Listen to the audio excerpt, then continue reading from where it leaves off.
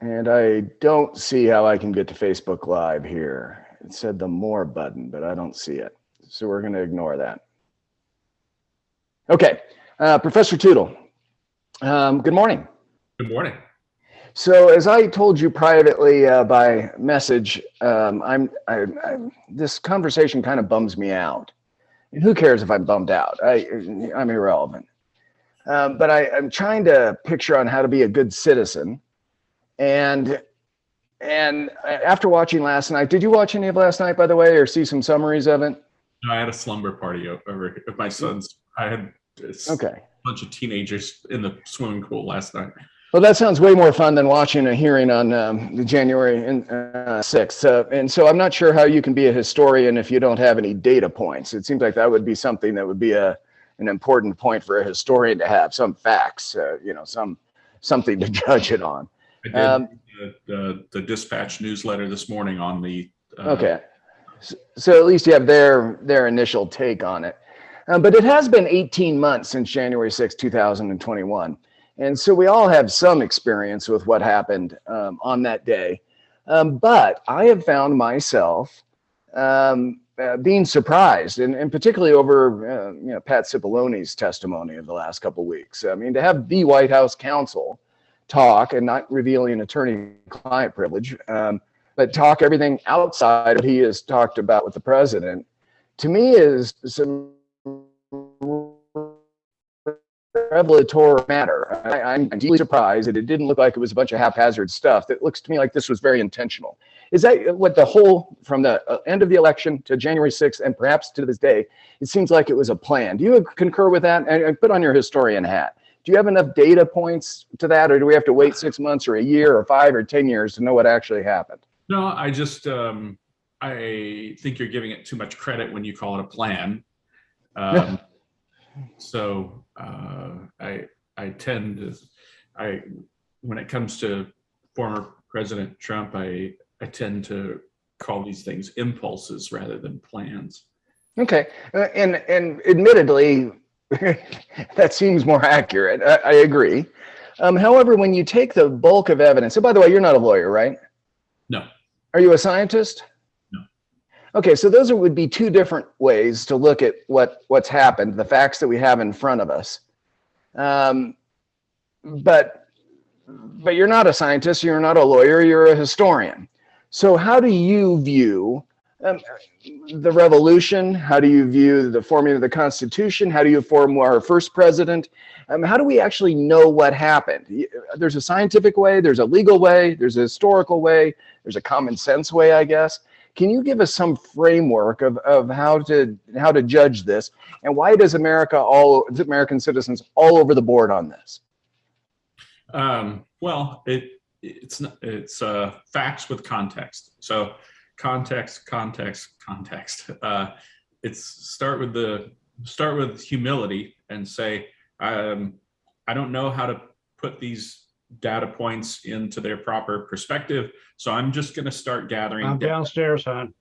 And make sure that I understand something well enough to explain it to someone else. So start with that as your standard. That do you understand this fact or this narrative well enough to explain it to someone else? Then what you want to do is you want to start bumping up against other people and saying, where am I wrong here? What am I missing out on? And in particular, you want to reach out to people who have the proper context so that they know that you're not pulling some fact and running with it when really it deserves to be seen in a different light. And then you start building a story, just a what happened kind of a story.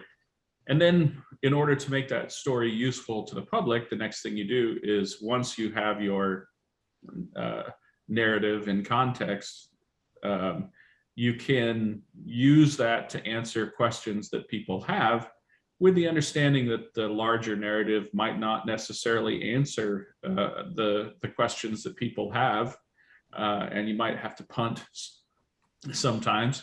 And also with the humility that what is going to happen is that your narrative and understanding of the facts is going to continue to be refined by criticism. Yeah, that all seems logical. Okay, so I concur. So is it irrational for me?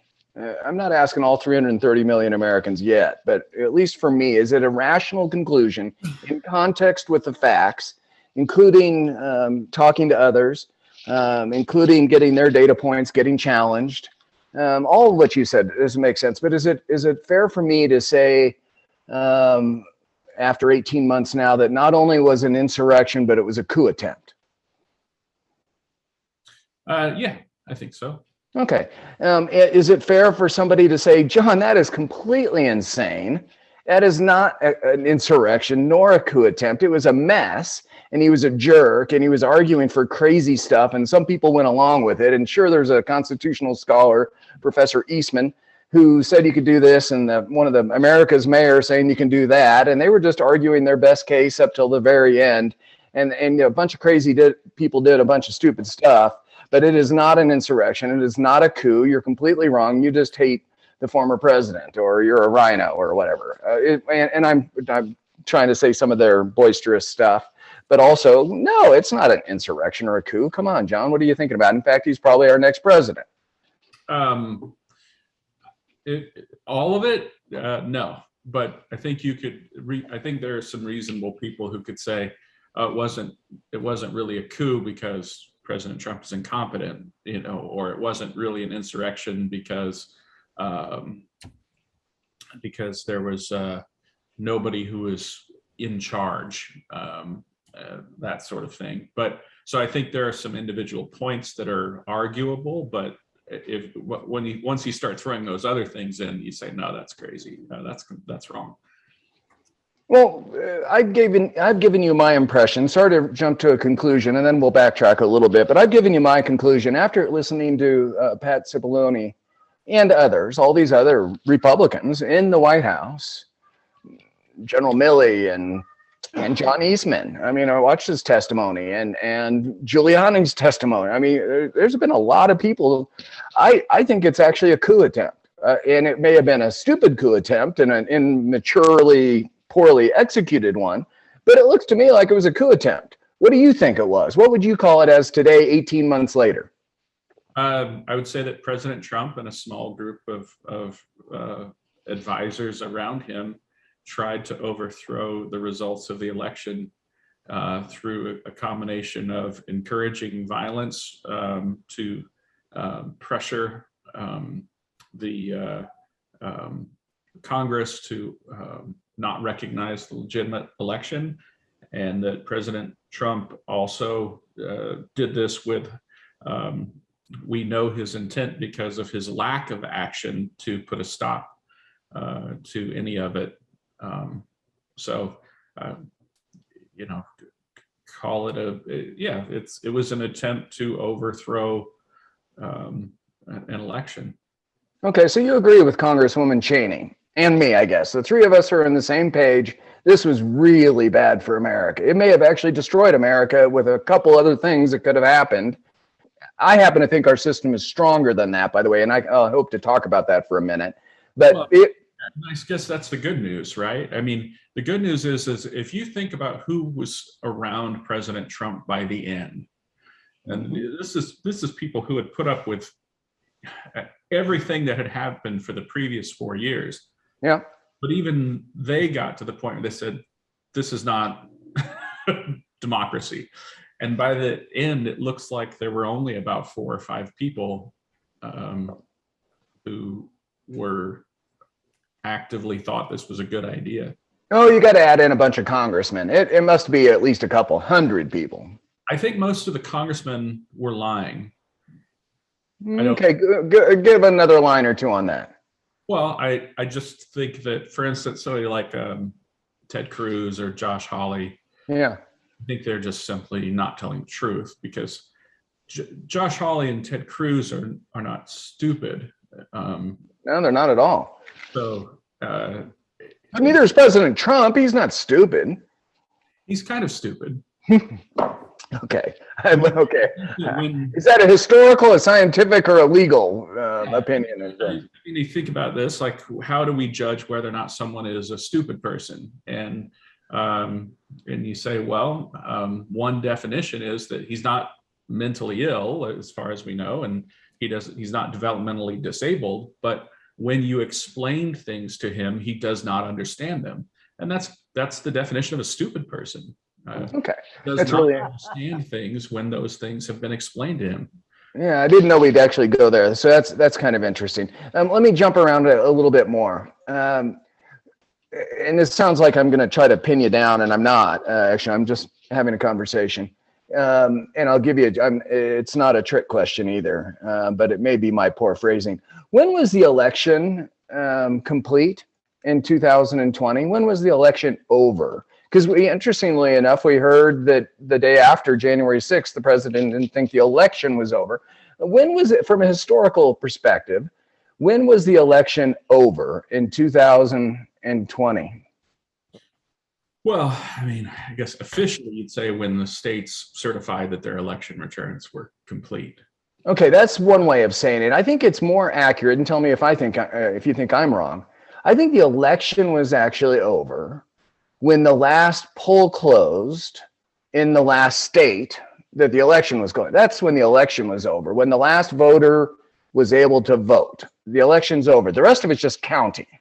In some cases, some states do have reconciling laws. Yeah.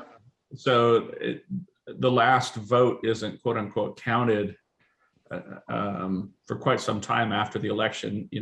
They'll often, if a ballot is a voter, I mean, it's again, yeah. Well, military ballots overseas can be as long as they're mailed by the election day, and it could take a week or a month to get it in. Sure.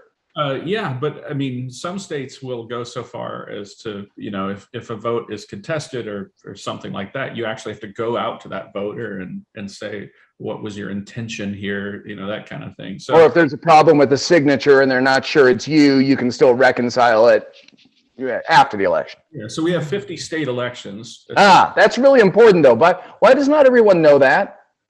I don't know. For president of the United States, there's not one election for the president of the United States. And how do we know that, by the way? It's in the Constitution. It's right in the Constitution. We can just read it. Yeah, it's right in the Constitution. There are 50 different state elections. Yeah, right, which is why, again, we've already had a discussion about the Electoral College a long time ago, but just to return to that point that we made, whenever that was, a few years ago, that if we did not have an Electoral College, we would have to have something exactly like it in order to translate these 50 state elections into a national election. Right. So the answer historically, when the election was over, we have three different answers. Mine is when the last citizen voted per the state law of their state election. That's whenever that is. And if you put it in the mail and it was post-stamped by that day, if you're an overseas person, or maybe to your point, if it's contested, maybe you can still count it or not count it. But my point is the election is over when the last citizen can legally vote by their state laws. You say your original answer was, I think it was December 14th when the Electoral College meets. President Trump said on January 7th that the election's still ongoing. And apparently last week he called Wisconsin and asked them to overturn the results of the election. So there's a bunch of different answers between you, me, and the former president. After this conversation now, what's your final answer? This is Jeopardy. When's the election of 2020 over? Or 2022, when's it over? 2024, when is the election over? Well, I mean, it's a colloquial term. Some people would say it's over, when some event happens that swings the electorate. Some people say, oh, it's over on election night when the vast majority of returns are in. Some people say, no, well, legally it's not over until the states count it. And other people would say, oh, it's not over till the Electoral College meets. And, again, there's a logic behind each of these assertions. I don't see.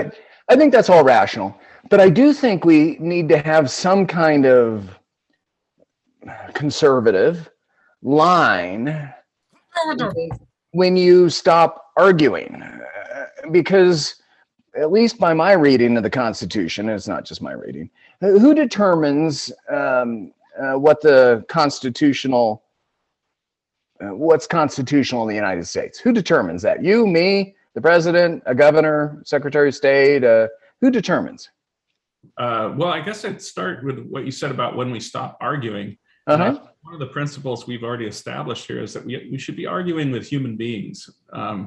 And you should be determining when you stop arguing based on the other human being. So you say, am I going to try and convince this person to vote for someone else once they've turned their ballot in? Then you say, well, it's not going to have any effect on their individual ballot, but maybe I'm just talking through some ideas with a friend or something like that, and I'll continue to do that even after they've voted. So I just want to be a little more clear about like something else we've discussed here, which is that the discussion is better when it's one-on-one, when you're not arguing with abstractions, when you're actually talking to people who know and care about, and when you're talking to people as individuals and trying to establish a proposition and arguing from good faith. Sorry to. No, I love all that. And by the way, it's kind of, it's kind of what makes America different than most countries. It's not my bicep or my weapon. It's our words that we use. Yeah. And by the way, when we get really mad at each other, we use our words in courts. Professor, the answer is the Supreme Court decides what's constitutional. Am I wrong?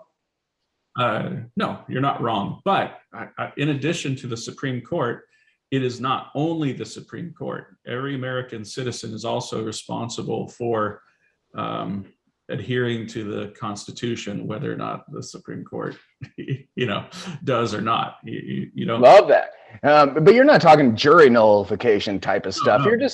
You're just saying that individual citizen has to determine whether they think it's legal and moral and ethical, and then we'll see if the court eventually decides that they're going to go to jail or not. Yeah, and I'm just saying this because of this like recent movement that we have, that state legislatures or congressmen will say, well, I'm going to do this thing that's unconstitutional, and the Supreme Court will stop me. And I disagree with that. I think it's incumbent upon every elected body to follow the Constitution, not just do things and hope that the Supreme Court stops you. Right. No, I agree with that. And I guess there's some laws that should be broken, right? Well, yeah. And again, we've talked about this. In a lot of previous episodes, but yeah, we've talked about what civil disobedience is, right. Which is I'm going to break this law on purpose and peacefully accept the consequences. And if they're right, they're a hero. And if they're wrong, they're in jail and their memory is in infamy. I mean, you don't know eventually until all the facts in context come out, right? Of course, yeah. So do you have great sympathy or empathy, maybe? And I shouldn't say it in that way. It sounds like I'm being inflammatory. But you have some empathy? Of course. Most people, no, I think that broke into the Capitol. I mean, do you have empathy for them? No, but I have empathy for for every American who, every Republican after the Dred Scott decision. You essentially had the Supreme Court ruling that the political beliefs of an entire political party and the vast majority of people living in the North, you had the Supreme Court saying your beliefs, your understanding of the Supreme Court and of America and of American history is entirely wrong. And everything you believe about America is wrong. And, so that was a clear example of the Supreme Court being wrong. Right. And the American people taking it upon themselves to solve that problem of what do you do when the Supreme Court is wrong about the Constitution. But our system's set up to solve that issue, even when the Supreme Court's wrong. We have mechanisms within our system without violence to solve that, correct? Absolutely, yeah. So political part. This is you're talking about, again, getting back to the early history of the Republican Party. You have a party that did not exist, and it goes to running a presidential candidate in 1856 and electing a president in 1860. This is a remarkable series of events for a time where news was, I guess there were some telegraphs, but this is certainly a rudimentary communication age. So it really, because of the Kansas-Nebraska Act, because of Dred Scott, because it was just apparent that they had to do something totally different, non-violently. They had to create a whole new party and elect a whole new president. yes. And then the South went, oh my God, hey, we ain't doing that. I can't believe you're not allowing us to do what we want to do with our Yes. Well, your audio cut out at the end, but I'm gonna say I bet what you said was correct. Oh, you're still silent. Try talking again. You can hear me now, Professor. Keep talking. Yep. Okay. I can now hear you. Yeah, I missed the last 30 seconds, but everybody else did, and posterity did. Where are we at? Were you finished with that? Yeah, I was. Jake, who is so good at looking stuff up when I say it, pulled a quote and put it in the comments from Lincoln's first inaugural. At the same time, the candid citizen must confess that if the policy of the government upon vital questions affecting the whole people is to be irrevocably fixed by the decisions of the Supreme Court, the instant they are made in ordinary litigation between parties, in personal actions, the people will have ceased to be their own rulers, having to that extent practically resigned their government into the hands of that eminent tribunal. So there are limitations, and there is redress when the Supreme Court gets it wrong. Yeah. And gosh, Jake's such a great contributor to our team. Yeah, it's nice to have him back. Yeah, it is. Jake, nice to see you again. Yeah. See you. So, Professor, tell me why a guy like me, who was born and raised by my father reading the Constitution instead of playing football with him out in the yard like most dads and kids do, he had great strengths, but he also had great weaknesses. But from my earliest ages, I remember sitting there reading the Constitution and being an amateur, nothing like you, but an amateur historian with my father, to a political science degree and a law degree and managing political campaigns and having a profession in public policy for 40 years. I'm not rich, but I feel comfortable with my career. That I've tried to do the right thing most of the time. I am just simply aghast on January 6th, 2020. I was just aghast. I took 2 days off of work and watched TV. You hopefully were teaching classes and didn't have that privilege. And I'm still aghast to this day from watching last night. And I simply can't understand where we are as Americans. I feel like we need to create a new party and have a new president, because everything is upside down. So am I wrong? Or no, John, in Washington, or FDR, or no, there was the civil rights crisis, or no, when we had the Civil War? You just don't have enough context, John. You're the historian. I want individual freedom. I want the Declaration of Independence. I want a rule of law. And I think we were perilous. I actually think even if they would have broken in and grabbed Nancy Pelosi or Vice President Pence, and I actually think our system is stronger than we think it is. I actually think there are millions of people sworn to uphold the Constitution, and there would have been a stalemate, and we would have had states demand that their citizens' votes counted, and the military wouldn't have just allowed everything to go crazy. I actually think we're much more resilient than everybody's portraying it to be. But it's way too close for my comfort. I just didn't like this whole thing. I don't like the last 2 years. So tell me, facts and context, because actually I don't hate all my friends that still want President Trump to be reelected. I think they're grossly misled or misunderstood. I just am shocked by their opinion, but I don't hate them. Tell me where, with your couple hundred years of our history that you're an expert in, how we should view January 6, 2020, and how we should proceed in the future. Because I'm concerned, but I'm not like desperate. I just think we need to be very intentional. And hardly anyone seems to be thoughtful in this. They just say every Republican who voted for him is evil. And if you vote for him again, you're just a complete evil person. Or, it's just people are acting irrationally. And I'm trying to add some sense to where we are as a country. Will you just give your historical perspective on how seriously we should treat this and how we should move forward? Well, I can paint it in a positive or a negative context. That do both for us, because people react to threats and love in a different way. So do both.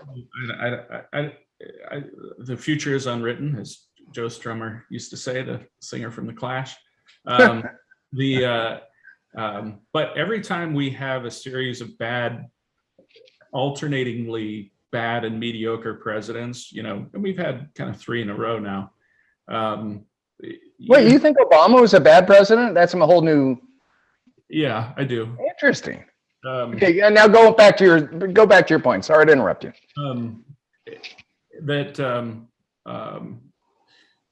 It creates a crisis in our political culture, and we should pay attention, because something is clearly wrong structurally when we get a kind of period of 20 years of bad to mediocre leadership. But this could also be the last gasp, and this is the potentially positive thing, that this could be the last gasp of undoing the terrible consequences of the progressive era that created a couple of distortions in our politics that kind of came to fruition in the election of these. The election of these 3 presidents is kind of a bad consequence of these structural problems. And you really are a conservative, aren't you? Well, we're talking about the January 6th insurrection, and you're talking about a critique of the progressive era. Well, I'm just, again, hear me out here. All right. What we've had essentially for the last 100-ish years is the growth of the executive and the growth of the administrative state. And at the same time, the living constitution arguments. And as these things happened, perfectly good reasons why they happen, and perfectly logical. You say, well, we should rely more on experts and expertise. Mm-hmm. I don't think that all those arguments are necessarily wrong.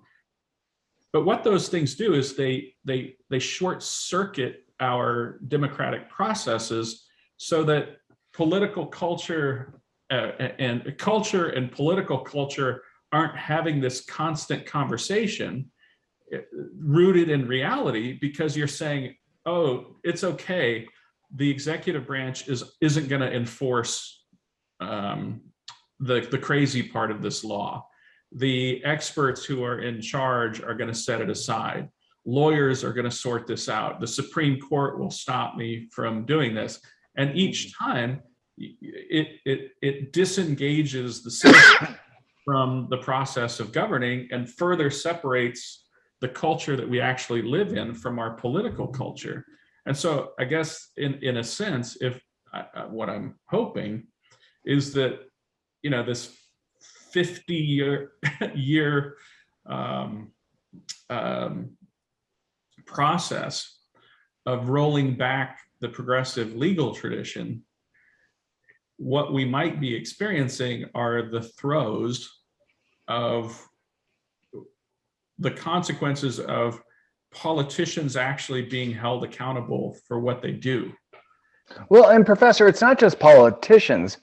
I think you've made this point, but let me interpret it. It's the role of the citizen. What I think of gay rights or abortion or war or tax rates, I, as a citizen, have to debate you, and maybe you get mad at me a little bit, and maybe we have to settle, or maybe we don't talk to each other for a while, or maybe we lose friends. But the bottom line is we need to stand up and have these conversations, not to be just dependent on the Supreme Court or Congress or a governor. And I mean, that's somebody's got to govern, and we should govern ourselves. And sometimes it's sticky or ugly or uncomfortable and worse. But we have an obligation to control our destiny or our lives, right?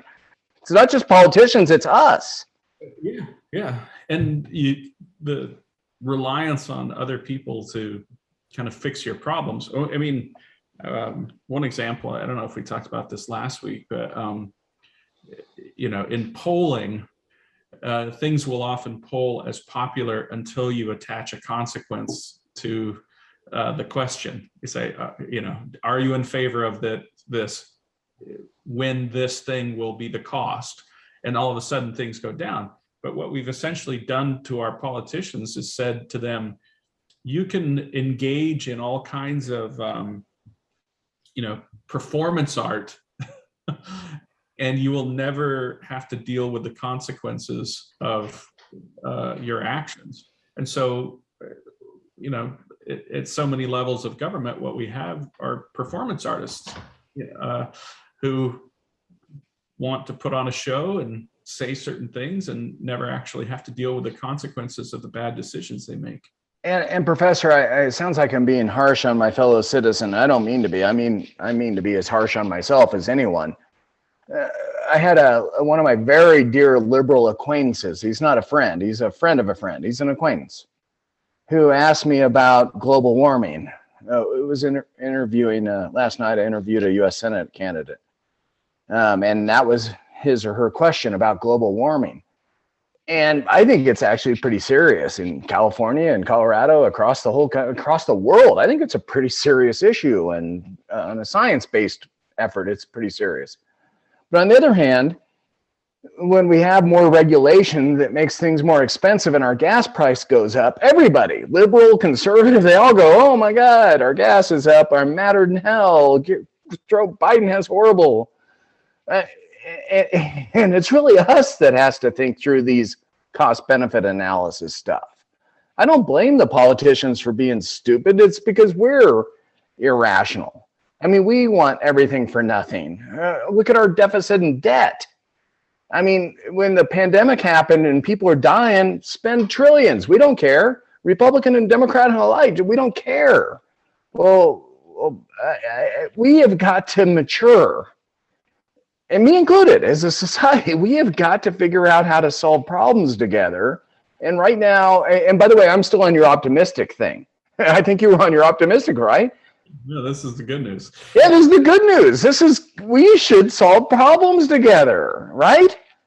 Yeah, well, I would just say, and climate change is probably a good example of something that was undone by extremists, or a problem created by this, political problem that we have. I mean, we had a solution to climate change in the 1950s, and the demand for perfection in energy policy in the late 60s, 70s, 80s, and onward are essentially the things that created climate change. Okay, we got to do a whole new show on that one, because I'm not aware of what you're talking about. Nuclear power, right? If we had converted our power grid to nuclear power, okay, that's all I mean. Okay. And people who present it and say even today, like, well, let's go with wind or solar, and you say, well, there isn't enough land mass in America to generate electricity, and you say, peak demand, yeah. Well, no, not but still, like, we have to have energy. So, and again, as long as our politicians can get away with just saying, I want wind and solar, and nobody says at what cost, then, or you say, nuclear waste. You say, well, let's weigh these costs, though. Right. And as long as we allow our politicians to get away with pretending that there's no cost to wind and solar, and there is this cost to. So, Professor, let me interrupt. And I know you're on a good theme, but it is way off topic. And it's my fault, not yours. It's my fault. I believe in personal responsibility. I'm the facilitator. And oh shit, we're talking about, or excuse me, I shouldn't say that on YouTube. Back to January 6th, because we're going to open it up to questions now. I've asked a variety of haphazard questions, somewhat in context, expressing my frustration where we are as a society. And you've answered to the best of your ability. Thank you. But can you give me a theme that we should be thinking about on how our constitutional republic will survive and thrive in context of January 6th? And then we're going to open it up to questions. I've asked, you can talk about whatever you want. Just say, hey, y'all citizens, this is what I'm a history professor. This is what I think we should be thinking of in context. I mean, it's something we've talked about in the past, but I think citizens should demand more from their people who are in charge of elite institutions and character shaping institutions. I guess it's something that we've again talked about in past episodes, but it feels like it feels like too harsh to blame individual citizens for. It's like blaming a fish for the water that they swim. Yeah, I love that. Yeah. If you don't know the history of the United States and the alternative, you just accept what is. And I've had several friends come back from trips it's funny, living in California, this always happens. Anytime someone visits another state and then comes back to California, they say, oh, why are we living like this in California? Why is it like this? But until you leave and visit another state and then come back, it doesn't occur to you that you could be living a different way.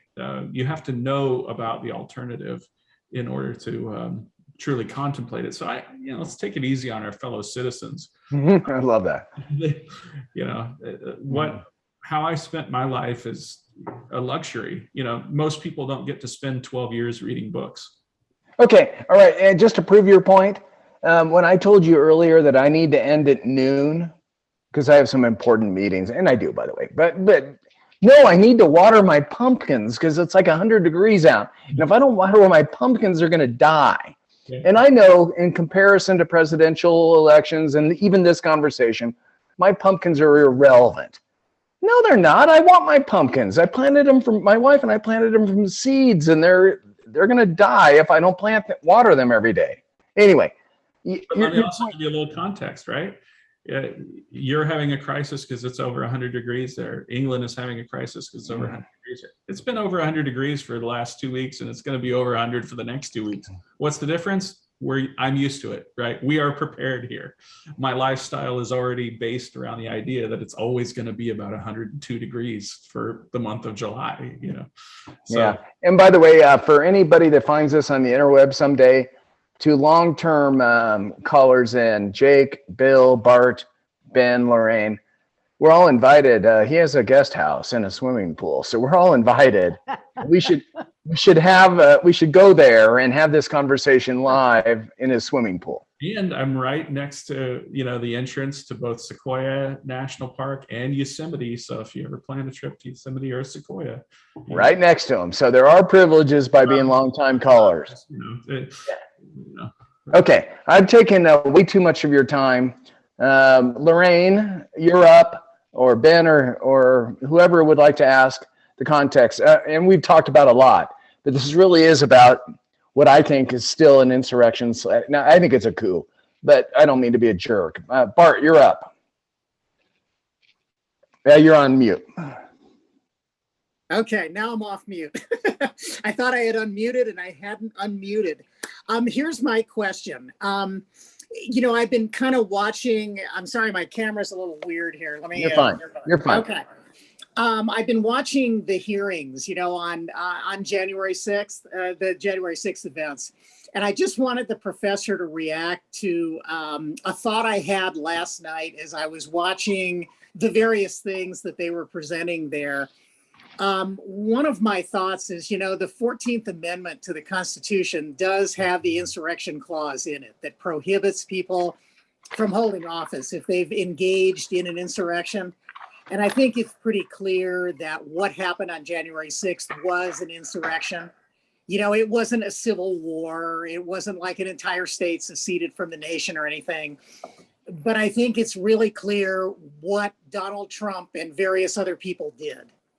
Do you think Congress ought to introduce legislation and at least debate it? I don't know that they would have the votes to pass it for a whole variety of reasons. The legislation that would prohibit Donald Trump from running for president again on the grounds that he engaged in an insurrection against the country. I would love to see the government. Yeah, no, I agree. I would love to see that. Wow, what a precise way. But Bart, you're a lawyer. That's why you were able to pin the professor down. Wow. I was just curious about what the professor's reaction would be. Well, Professor Tootle, before you answer, I don't particularly care what the Attorney General or the Department of Justice or district attorneys do. That's not my job. That's their job to figure out whether crimes were committed around January 6th. But as a citizen, I think our country was really vulnerable, and I think there should be some kind of mechanisms put in place that say that's not acceptable. This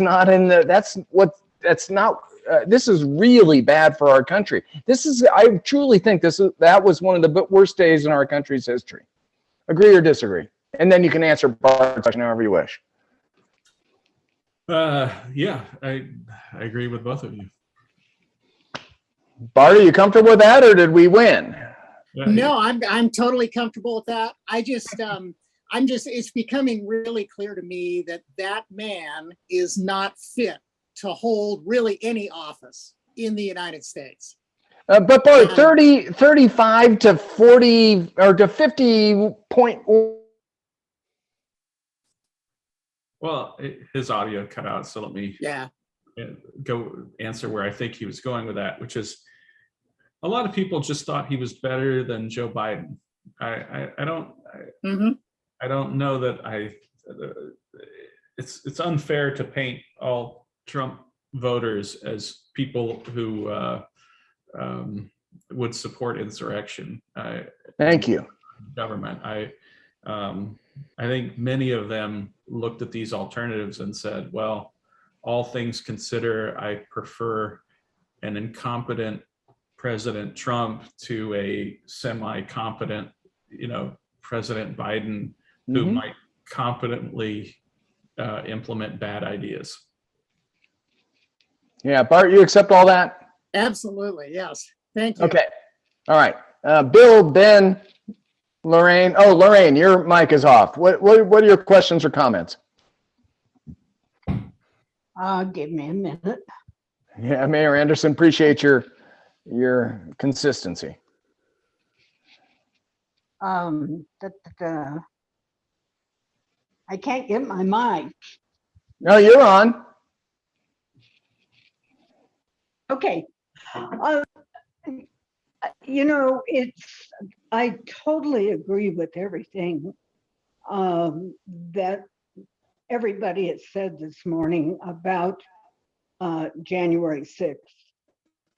I don't know how we get our country back to the point that we as citizens and our elected people can go to the legislature or to the Congress and talk to each other and solve problems because we have them. And so I've spent 24 years on the city council doing that with all kinds of different people. And I just think we have to get back in our country to the place where we can talk to each other. And if you don't like the word compromise, collaborate with each other for the good of our country and our citizens.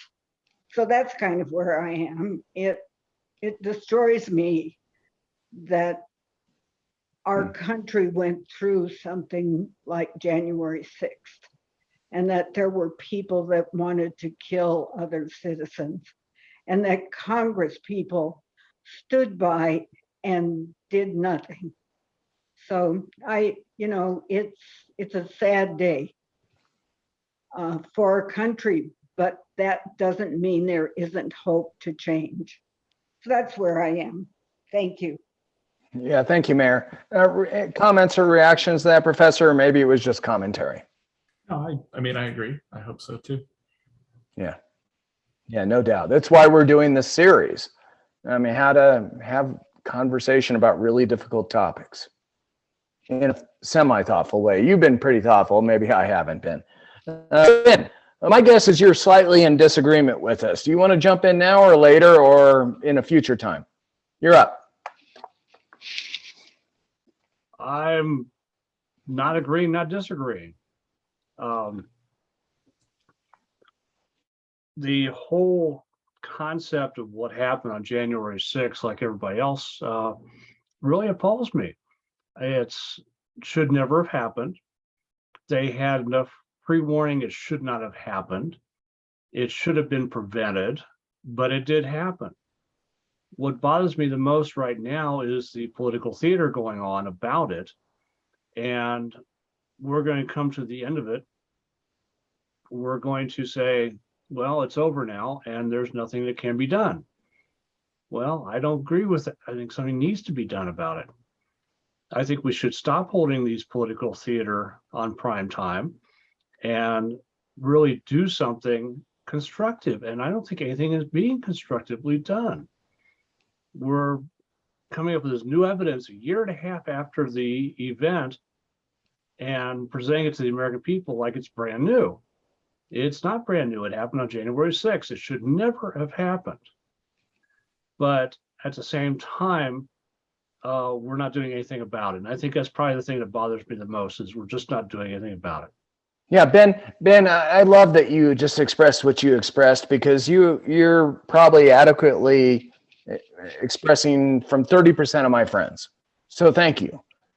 And I totally disagree. I think I am just constantly surprised by what I'm discovering that I didn't know on January 6th. I didn't know until I heard Pat Cipollone last night.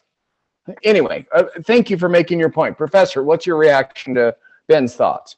I think that some of the details that, there's a difference between reporting and getting testimony under oath. And so I've appreciated that some people have been forced to, come out and say things under oath, and we will have that testimony, and it will be presumably of a higher quality than something that would have been leaked to a reporter. And as far as getting something done constructively, I think the reform of the Electoral Count Act is constructive. That's a real thing that Congress did just do this past week. Is the language as it was written was confusing to people.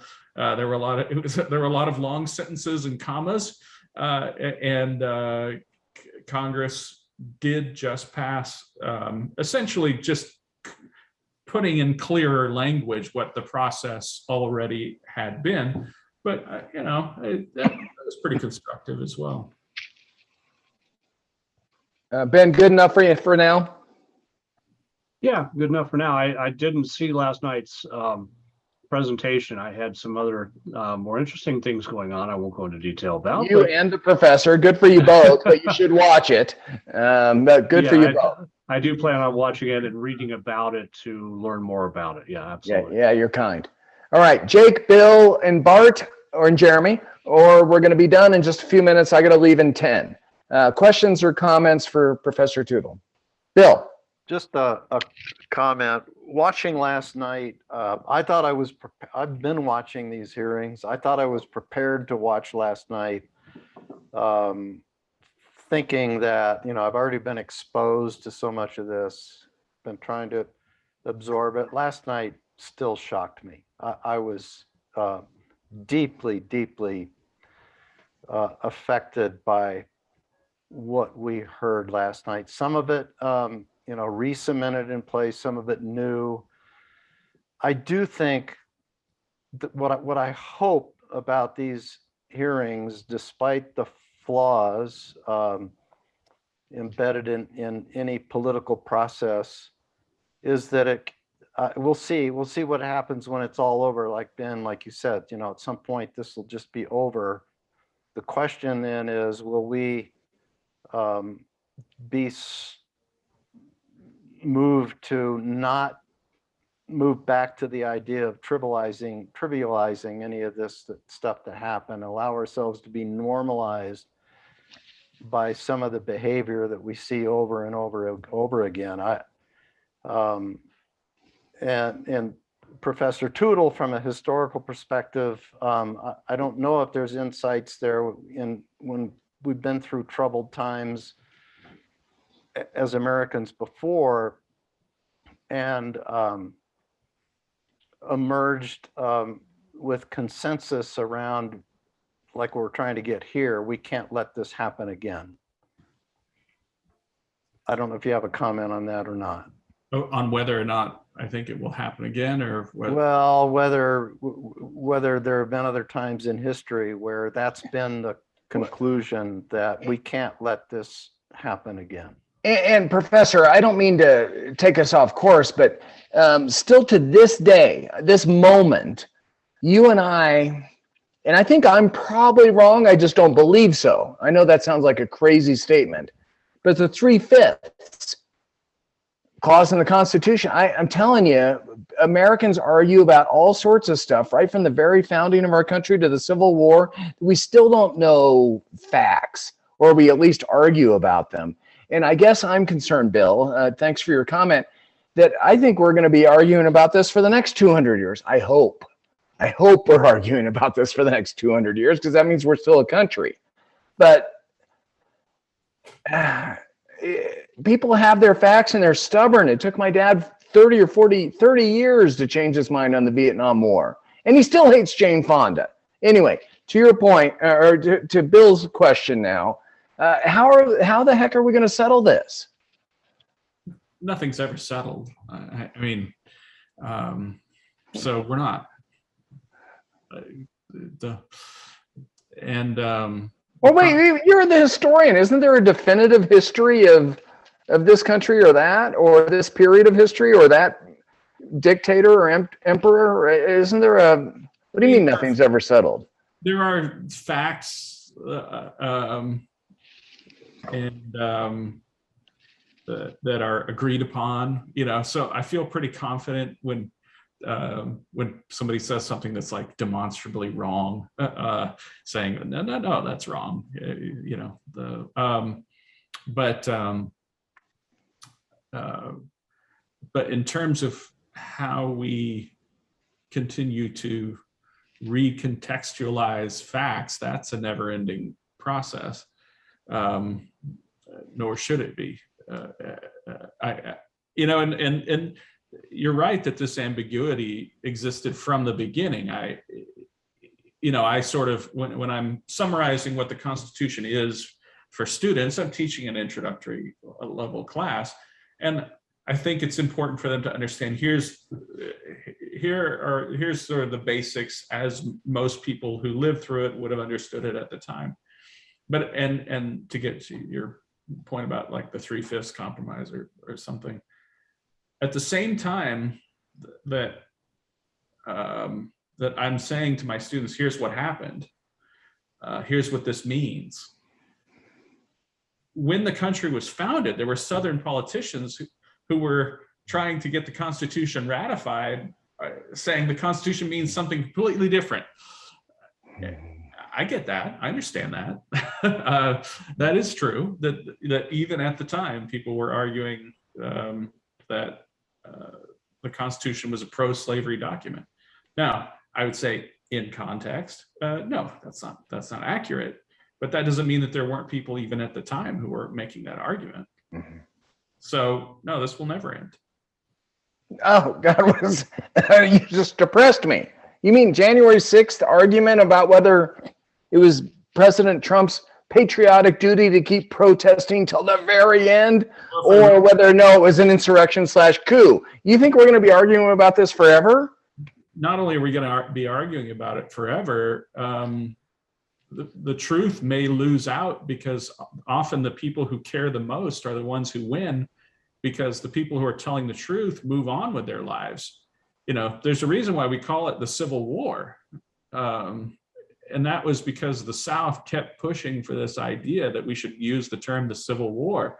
But, you know, the term the Civil War was something that polite people did, you know, when they were trying to be nice to the South. Legally, and most people use the term the rebellion. Yeah. And nobody argued it was the war between the states, or this, you know, the war of northern, you know, all of that is just complete garbage. But you know, this small number of people in the South care about the Civil War more than anybody else in the world, and they managed to push their narrative for 150 years. You know? Yikes. So Professor, I think we have 3 minutes left, and you are depressing me. I'm kind of kidding. I actually like civil debate, but it does depress me, because I'd like for a definitive answer with everyone, 230 million Americans, just agree that this was an insurrection / no, this was an attempted coup, and we all agree, and then we can move on to other things. But apparently you're saying that ain't going to happen. So I'm going to let Jake or Jeremy to have the last question or comment for Professor Tootle, and we got to end in like 2 or 3 minutes. I have a question for Jake, though, actually. Yeah, please. You're up, Professor. Has his perspective changed now that he's a married man? He is part of a household and family. Isn't that cool? Jake, you're up. Okay, I'm not married. I just got engaged. Yeah. Okay. Great engagement photos. Thanks for posting those. But he's contemplating his life as a part of a family. Has that changed his perspective on January 6th? I talk about pumpkins. You talk about marriage. We all have priorities. Jake, what's your comment or question back to Professor? Yeah. Okay. So based off of my current needs and everything going on in my life, I have not watched a single minute of the hearings. I'm really none of them. You haven't watched any of them? I've watched, I think, every minute of it now. Well, okay, John, I don't watch television. I think only boomers do that. I'm an Xer. Okay, cool. Boomer, whatever.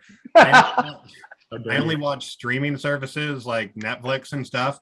All of the information that I have gotten about the hearings comes from Jonah Goldberg and his crew over at the Dispatch.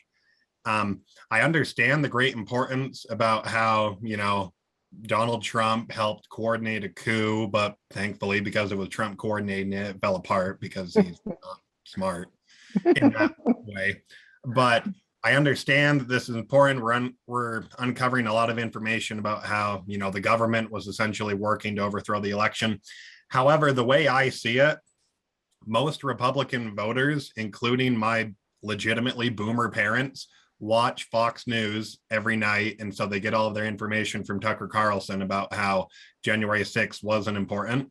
And the way that I see the current trajectory, based off of what's happening in politics, unless something big happens between now and November, the Republicans are probably going to retake the House of Representatives. Tootle, correct me if I'm wrong on that. But if the Republicans retake the House and Kevin McCarthy becomes Speaker, I can see them just completely shutting down the January 6th committee, just say, okay, cool, we're done with it now. And then based off of the current political climate, unless something big happens, Donald Trump will probably be the candidate again in 2024. And there are a lot of people where I live who will vote for him again, including my state senior senator that when Trump visited the state compared him to a character in the Book of Mormon who is regarded as a prophet. So he compared him to a prophet of God. Wow. There's a lot there, Jake, and personal, by the way. Thanks. Yeah, that was cool. Yeah. Based off of the current political climate, even with the January 6th committee doing all of their great work, yeah, that Donald Trump will be the next, you know, Republican nominee. Whether or not the party wants to give it to him, I can see him running again. Yeah, and Professor Tootle, we're over time, and I got to hang up, which means this whole thing will be done. Quick reaction or comment to Jake's thoughts. Just like the committee might wrap up before then anyway, and depends on DeSantis and Pence, and maybe a SAS catches fire, which we can all dream about, or Mitch McConnell, not Mitch McConnell. Mitch Daniels, yeah, the former Indiana Wow. governor, former Purdue. Right. He's apparently going to run for governor again. Maybe, I don't know. Well, okay, I got to think about that. I always hoped that he would run for president. He might be too old now, but I got you. And by the way, Jake and Professor, I think it's fine if Republicans want to put people under oath, and they can interview Liz Cheney and whoever else, and they want to review it all. They want to interview Hillary Clinton. I don't care. I actually think when you swear to uphold the Constitution, I think that's really important stuff. And I'll put everybody under oath. Put me under oath. Put you under oath. Let's all be under oath, and let's try to tell the truth, because God, our system is important. Jeremy, you listened to all this patiently. You get the last question or comment for Professor Tootle, but you got to make it quick because we're over time. Well, it's just a quick comment. It seems like what everyone here is wondering is what's next. What does all of this lead to? Is it going to lead to laws? Is it going to lead to indictments? Is it going to lead to, John, in your case, you're not worried about the indictments or the legal changes because that could just be another wedge in our political society if half the country still supports them. I think we're just all very anxious about what's next, and that's kind of the shame of this thing taking 18 months. All right, Professor, you are a judge of history for not just 200 years, although that's your expertise, of thousands of years. What's the negative? Or what's the negative that you didn't get to, and then end us with a positive? You have 1 or 2 minutes to finish us out today. I've already stated what the negative was.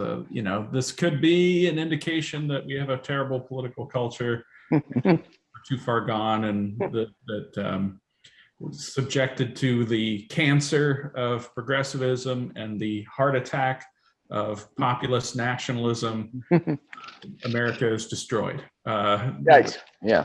But or it could be that we have already received our cancer treatment, and the spasm of populist nationalism was only something that we encountered because of the weakness caused by our cancer, and thus we're going to get over it.